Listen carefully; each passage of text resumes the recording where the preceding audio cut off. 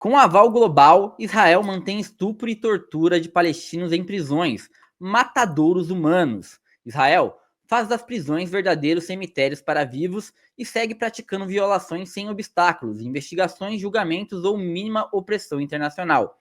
Esse texto é do Issam, nosso parceiro direto de Gaza, e passado aqui para a DSG através da nossa colaboradora Mira El Khalili.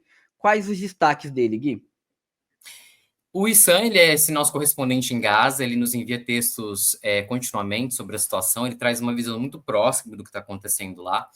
E essa reflexão que ele apresenta nesse texto é muito interessante, e até inclusive nós vamos falar sobre um outro texto que conversa muito bem com esse artigo do Issam, que é sobre justamente a falência do sistema internacional e também a forma como essas cenas do genocídio em curso nos causam tanto mal e também escancaram a nossa impotência diante do que está acontecendo, né?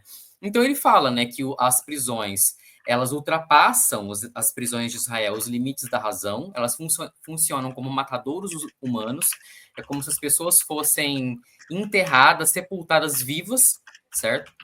E que nessas prisões ocorrem formas brutais de tortura física e psicológica, além de humilhação, fome e o que é mais, eu vou até ler um trecho aqui do texto, que é um pouco mais pesado, é um pouco mais difícil, inclusive, a questão de abuso sexual, de estupro. Então, essa denúncia ela se dirige a duas prisões de Israel, que é a prisão de Ketziot e Ofer. A prisão de Ofer nós já falamos aqui no Redação da SG, já falamos na Diálogos do Sul. Inclusive, é onde está preso o Salah Hamad, que é o brasileiro palestino, que é primo do Ali Diamed, que morreu em março. O Ali Diamed morreu numa outra prisão, só que o primo dele continua preso nessa detenção de Ofer. E lá é descrito, inclusive, no texto que nós publicamos do Eduardo Vasco, como a Guantánamo israelense, né? Porque é praticamente um campo de concentração, onde também ocorre tortura, abuso, humilhação, frio, fome e até choques elétricos os palestinos sofrem. Já em Ofer, né? Então, o Issam diz o seguinte: o horror não termina no estupro. Ele é praticado diante dos demais detentos para degradar e quebrar a todos. Bastões são inseridos à força repetidamente no corpo do detento até que ele sufoque. E quando ele grita, sua dor se torna fonte de prazer para seu torturador. Então, isso é com base em relatos que a gente tem do que acontece dentro dessas prisões. Nós já publicamos outros textos, inclusive, falando sobre esses abusos dentro das prisões israelenses, inclusive a partir de organizações humanitárias de Israel, para a gente ter uma noção da gravidade de como isso está acontecendo. Só que o Issam, que ele pontuou o seguinte: por mais que haja essas denúncias, não existe de fato nenhum tipo de reação internacional. E isso, de fato, mostra que o sistema internacional ele faliu. A gente precisa entender isso, que ele já não serve mais para lidar, para responder a esse tipo de violação, já que não há nenhum tipo de sanção, nenhum tipo de pressão internacional contundente para que Israel pare de fazer o que está fazendo.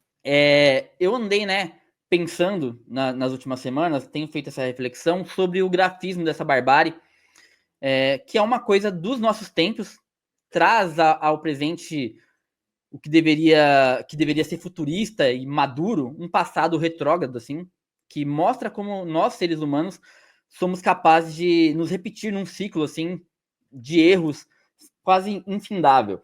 E eu faço essa reflexão porque esses textos do Issam e um outro texto também que a gente soltou aqui na DSG chamado Genocídio Palestino entre a Cruel Impotência Humana e o Colapso do Sistema Internacional, do Aldo Bombardieri, ele fala sobre exatamente isso, o grafismo que esse genocídio traz, graças à modernidade. E aí tem duas formas da gente ver isso, e eu sei que é um tema que divide as pessoas. Primeiro, você pode se indignar com quem publiciza esse grafismo, fotos, vídeos e textos. Afinal, você não é obrigado a ver e ler coisas ruins todos os dias, eu entendo. Ou dois, você pode ficar indignado com quem produz toda essa violência. E muito além de quem, você deve se indignar e combater o sistema que cria e alimenta essa violência sistemática. Eu estou falando do sionismo e estou falando do imperialismo, que envenenam com ódio e saqueiam com poder de fogo, respectivamente, tudo que tocam. Enquanto o mundo assiste calado, basicamente, Israel transformar prisões palestinas em laboratórios de tortura e violência, como o Guilherme muito bem trouxe aqui pra gente, com inclusive violência sexual sistemática. E eu sei que é difícil ter que ler tanta coisa ruim, ver tanta coisa ruim. Eu sei que a gente aqui também tá cansado, né, Gui? Às vezes de ter que publicar esses textos, de ter que ver essas imagens. Mas a gente segue aqui porque você não vai ver isso na grande mídia.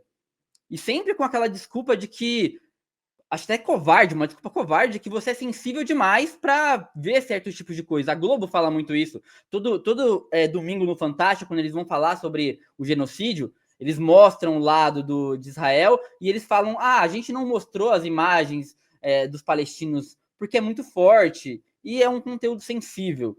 Mas esse argumento, eu acho que ele é não só covarde, como ele é mentiroso. Porque a gente tá acontecendo. Eu acho que quem tem que julgar se você aguenta ou não é você. As imagens têm que estar lá porque tá acontecendo.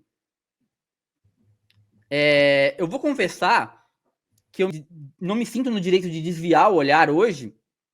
E até porque a gente tem pessoas lá dentro, cara. O Stan tá lá, no meio disso, escrevendo textos assim. Eu até comentei com o Guilherme, né, Gui, que os textos estão cada vez melhores.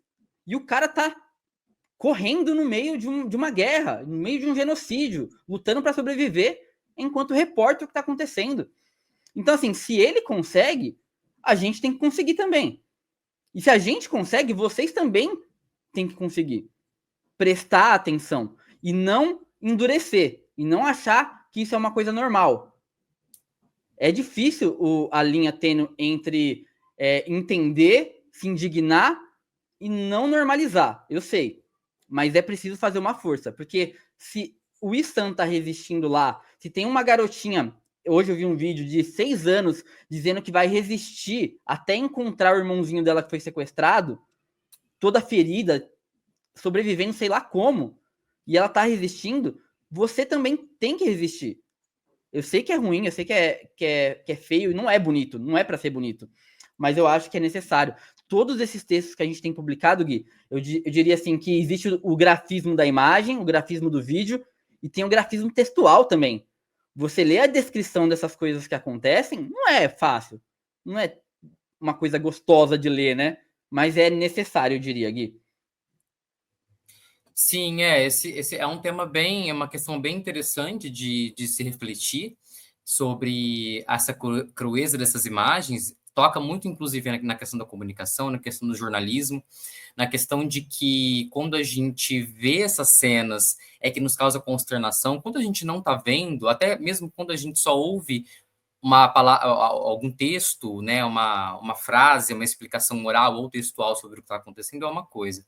Mas quando a gente começa a ver as imagens, de fato nos choque, nos causa muita consternação. Isso não só em relação a Gaza. A gente pode aqui mesmo, na nossa realidade do Brasil, nas periferias, por exemplo, quando a gente ouviu falar que uma criança é morta durante uma operação policial. Então, a gente ouve falar, mas como a gente não vê a cena, aquilo ainda talvez não nos atinja tanto, né? Mas a partir do momento que a gente vê, de fato, uma foto, aquilo causa esse incômodo. E aí a reflexão desse texto que você comentou, inclusive, que também já coloquei aqui na descrição do nosso vídeo, que é do Aldo Bombardieri Castro, é justamente sobre isso, né? De como essas cenas nos causam essa consternação, esse incômodo, esse desespero. Na postagem sobre esse vídeo no Instagram, por exemplo, a gente teve um comentário que falou, né, o que nós podemos fazer? E as pessoas questionam sobre isso, né? O que eu posso fazer, talvez, para ajudar de alguma forma, para protestar sobre o que está acontecendo? E o que o texto desse Aldo, ele responde, o que ele diz, é o seguinte, que eu vou até pegar um trechinho, né? Em uma palavra, quem simpatiza com a Palestina sabe que estamos assistindo a um genocídio transmitido ao vivo, mas não dispõe da força necessária para passar dessa simpatia a uma solidariedade.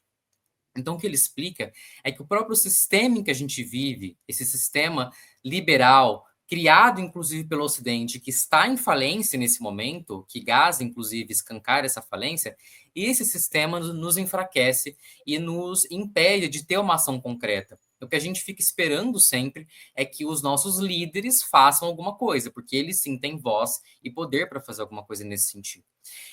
Agora, o Aldo, ele não simplesmente nos isenta, ele não diz, o sistema é assim e não tem o que fazer. Ele explica que funciona dessa forma, que nós estamos sendo moídos também por esse sistema, que nos cansa, que nos deixa de mãos atadas, mas ele explica que justamente pelo fato de esse sistema internacional estar em falência, é que os povos precisam se articular, precisam se organizar e ter uma ação concreta contra, não só contra esse genocídio em Gaza, mas contra esse aparato imperialista a nível global, né, que não se materializa só em Gaza, mas em outros países também. Então, a gente super recomenda a leitura desses dois textos, eles conversam de fato, eles são bem interessantes. Esse texto do Aldo, ele é bem extenso, mas ele é bem reflexivo, bem legal mesmo, e ajuda a gente a entender essa questão. Por que, apesar da nossa consternação, desse nosso desespero em ver essas cenas, a gente não consegue partir para uma ação concreta? Exatamente. Assina embaixo tudo que o Guilherme falou, e acho que também isso explica um pouco de como a Diálogos do Sul, liderado pela Vanessa Martina Silva, né, lida com esse tema. A gente tem uma decisão por como mostrar essas coisas. Claro, a gente tem um pingo na consciência, não vamos mostrar fraturas expostas, esse tipo de coisa, mas a gente acha que é importante, né, Gui? Mostrar e trazer os textos também, porque é sempre importante dizer, a gente fala muito das imagens, dos vídeos, mas os textos são pesados também. E é importante, é uma forma de resistir, digamos assim.